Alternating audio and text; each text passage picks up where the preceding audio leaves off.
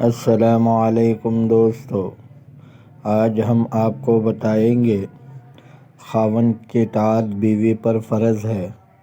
بعض مشائخ سے مروی ہے، فرماتے ہیں کہ وہ اپنی بیوی پر عاشق تھے۔ ایک دن اپنی بیوی کے ہمراہ گھر میں سوئے ہوئے تھے کہ ان پر ایک حالت طاری ہوئی۔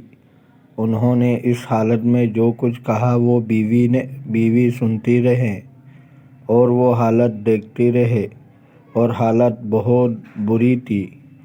جب افاقہ ہوا، بیوی نے پوچھا، حضرت آپ کی کیا حالت تھی؟ میں نے کہا، تم نے کیا دیکھا؟ کہا، اچھا ہی دیکھا۔ میں خاموش ہو گیا۔ پھر وہ باہر نکلی، میں نے اسے جانے دیا۔ اس نے ہمارے ایک نوکر سے کہا، میری ماں اور بہن کو بلا لایا۔ ان کے ساتھ ملی اور ان سے بیان کیا کہ میرے زوج کا یہ قصہ ہوا، اور سارا قصہ بیان کیا، اور کہا میں ہرگز اس کی بیوی بن کے نہیں رہوں گی، وہ مجنون ہے، میں اس کے ساتھ ایک گھر میں نہیں رہوں گی۔ اس کی رشتہ داروں نے بہت کچھ نصیحت کی اور واپس لوٹانا چاہا، مگر اس نے انکار کیا۔ انہوں نے کہا، گھر ہی میں رہو تاکہ ہم ان سے ملیں۔ جب مجھے معلوم ہوا تو میں اس کے پاس گیا اور پوچھا، تیرا کیا مقصود ہے؟ کہنے لگی، جدائی، ورنہ میں اپنا خون کر لوں گی اور تم ہی اس خون کا سبب بنو گے۔ میں نے کہا، ایک ہفتہ صبر کر۔ اس نے کہا، اچھا۔ مجھے اس کا فراق کا سخت صدمہ لگا اور میں اسے بہت کچھ دے کر راضی کرنا چاہتا تھا، وہ نہیں مانتی تھی۔ میں نے رشتہ داروں کی ایک جماعت سفارش کے واسطے روانہ کی، اس نے ان کے بھی نہ مانی۔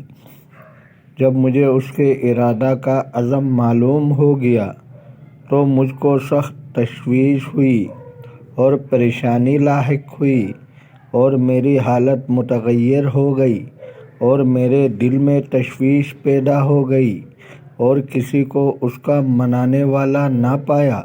جب مہلت کے دنوں میں اسے صرف ایک رات باقی رہ گئی اور میری حالت ناگفتہ بھی ہو گئی اور زمین مجھ پر تنگ ہو گئی، تو میں نے اللہ کی طرف رجوع کیا اور اپنا کام اس کے سپرد کر کے عزم بالجزم کر لیا کہ جو کچھ وہ کرے میں اسی پر راضی ہوں، اور میں نے یہ دعا پڑھی، اللہم یا علیم الخفیات و یا سامع الاصوات یا من بیدہ الملکوت الارض والسعادت و یا مجیب الدعوات استغیث بک و استجرت بک یا مجیر اجرنی۔ 3 مرتبہ پڑھا، پھر میں بیٹھا رہا۔ جب نصف رات گزری اور قبلہ کی جانب متوجہ ہو کر بیٹھا تھا، ناگہاں وہ گھر میں داخل ہوئی اور میری پاؤں چومنے لگی اور کہا، میں خدا کے لیے میں تم سے سوال کرتی ہوں کہ مجھ سے راضی ہو جاؤ۔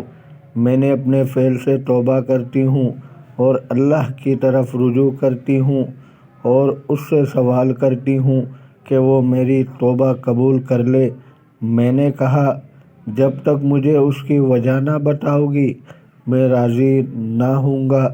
اس نے کہا، میں رات اپنے ارادے پر مصر تھی، ایک شخص میرے خواب میں آیا، اس کے ایک ہاتھ میں کوڑا اور دوسرے میں چوری تھی، اور کہا، اگر اس بات سے تو رجوع نہ کرے گی تو تجھے اس چوری سے ذبح کر دوں گا۔ پھر میری پشت پر 3 کوڑے لگائے، میں ڈر کر اٹھ بیٹھی اور ان کوڑوں کی سوزش میرے قلب پر تھی۔ پھر تھوڑی دیر کے بعد سو گئی تو پھر اس شخص کو دیکھا، اس کے ہاتھ میں کوڑا اور چوری تھی، اور کہا، کیا میں نے تجھے نصیحت نہیں کی تھی؟ میں نے تجھے نہیں ڈرایا اور حکم نہیں کیا اور ہاتھ اٹھایا؟ اتنے میں گھبرا کر میں چونک اٹھی اور تمہارے پاس دوڑی آئی تاکہ تم میری توبہ قبول کر لو اور راضی ہو جاؤ اور اللہ سے میرے لیے دعا کرو پھر اس نے کپڑا اٹھایا تو 3 زخم میں نے دیکھے۔ میں نے کہا خدا میری اور تیری توبہ قبول کرے، میں نے تجھ سے دنیا اور آخرت میں راضی ہو گیا۔ اس نے کہا میں اپنا مہر، اللہ کے شکر میں تمہیں معاف کرتی ہوں، اور میرے پاس زیور کے 20 درہم ہے، وہ بھی، اور میرا کپڑا بھی، اللہ کے شکر میں فقیروں کا ہے۔ جب صبح ہوئی تو اس نے اپنا عہد پورا کیا، اور میں نے بھی سوچا کہ اللہ نے اپنے لطف و کرم سے جو کچھ مجھ پر عنایت فرمائی یہ اس کی فعل پر راضی رہنے کا نتیجہ ہے، اور یقین ہو گیا کہ ہر کام اللہ سبحانہ ہی کے قبضۂ قدرت میں ہے۔ میں اس کے ساتھ 7 سال تک نہایت عیش و سرور میں رہا اور اللہ کے ہر فعل پر راضی تھا۔ پھر وہ بیوی مر گئی رحمۃ اللہ علیہا۔ بعد موت کے میں نے انہیں خواب میں دیکھا کہ نہایت خوبصورت اور عمدہ زیور اور لباس جو وصف سے باہر ہیں پہنے ہوئے نظر آئے۔ میں نے کہا خدا تعالیٰ نے تیرے ساتھ کیا کیا اور تو نے کیا پایا؟ کہا تم دیکھ ہی رہے ہو، اب میں تمہاری ملاقات کی منتظر ہوں۔ جیسا تم مجھ سے راضی ہوئے خدا تم سے راضی ہو۔ دوستو، اگر آپ کو ویڈیو اچھی لگی ہے تو لائک کرے، شیئر کرے، چینل کو سبسکرائب کرے، اپنے بہت سارے خیال رکھیے گا۔ ملتے ہیں اگلے ویڈیو میں۔ اللہ حافظ۔